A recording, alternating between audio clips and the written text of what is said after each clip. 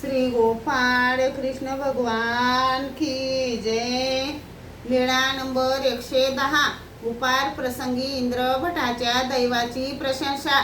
सर्वज्ञांना सकाळचा पूजा वसर झाला। मग सर्वज्ञ सिंह नारायणाच्या देवळाच्या ओसरीवर बसलेले होते।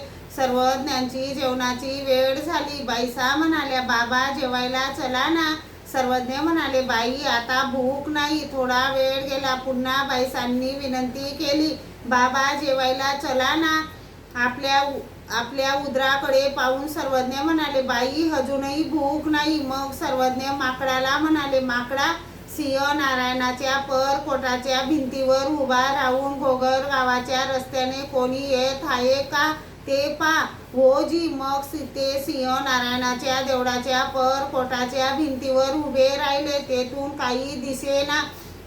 मग पिंपळावर चढले तेव्हा अस्पष्ट आकृती येताना दिसली। तेवढ्यात सर्वज्ञ स्वतःच तेथे आले, पिंपळाखाली बसले। माकड म्हणाले, जीजी कुणीतरी लांबून येताना अस्पष्ट असे दिसत आहे।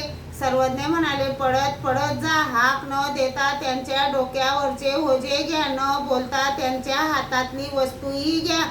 मग माकड पळत पळत गेले। तेव्हा इंद्रभट ओझे जास्त झाल्यामुळे थकल्यासारखे येत होते। हाक न देता त्यांच्या डोक्यावरची पाटी घेतली, न बोलता हातातले तुपाचे भांडे घेतले।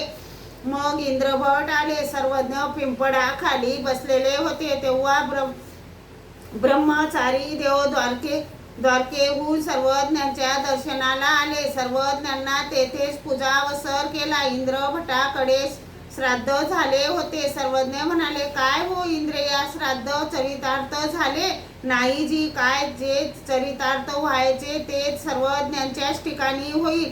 मग सर्वज्ञांसाठी ताट केले। सर्व भक्तजनांचे ब्रह्मचारी देवासोबत पंक्तीत जेवण झाले।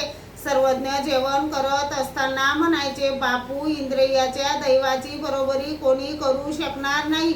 आम्ही स्वतः तसेच ब्रह्मचारी देव गोमतीचे स्नान करून द्वारकेचे दर्शन घेऊ। सोबत करंड्या व भगव्या रंगाच्या पिशव्या असून त्या यात्रा करीत आलेले त्यांच्या भोजनाप्रसंगी उपस्थित आहेत, असे सर्वज्ञ म्हणायचे व जेवण करीत तेव्हा इंद्रभटाला सुख व्हायचे। असे सर्वज्ञांचे जेवण झाले। गुन्हा केला, विडा घेतला। मग भक्तजन म्हणाले, जीजी आम्हीही कपड्यांना रंग देऊ। सर्वज्ञ म्हणाले, धो विकारू। हो जी। श्री गोपाळ कृष्ण भगवान की जय।